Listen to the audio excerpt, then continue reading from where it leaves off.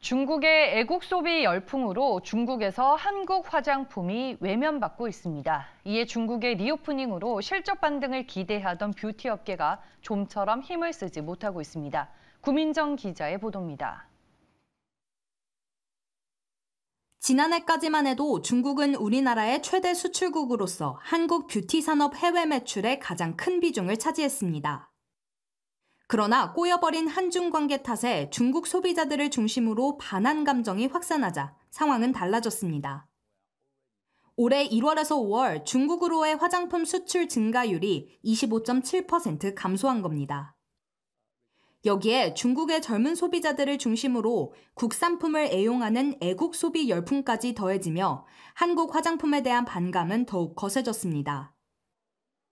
이에 리오프닝에 따른 중국 소비 회복 영향이 올해 2분기부터 적용될 것이라는 연초 예상과는 달리 한국 뷰티 기업들이 부진을 면치 못하고 있습니다.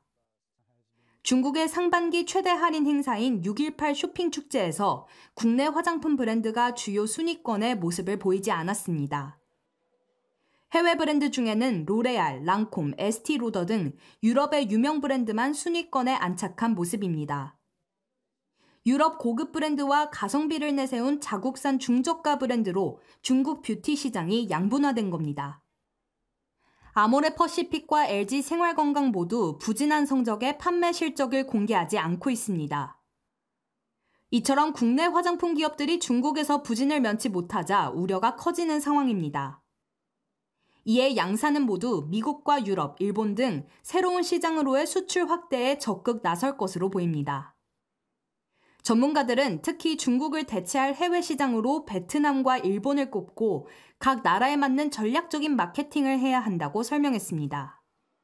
중국의 대체 나라로는 일본은 특히 MZ 세대를 대상으로 해서 좀 더 창의적인 제품을 만들어야 되고, 베트남 시장은 한류 영향에 굉장히 큰 영향을 받기 때문에 중저가 제품의 어떤 이런 쪽을 출시한다면은 그럼에도 중국 시장은 끝까지 포기하지 말아야 한다고 덧붙였습니다.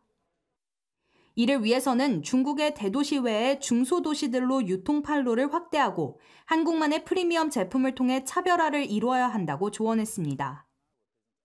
새로운 해외 시장을 찾아 나서면서도 중국 시장을 포기할 수 없는 뷰티 기업들의 고심이 깊어지고 있습니다.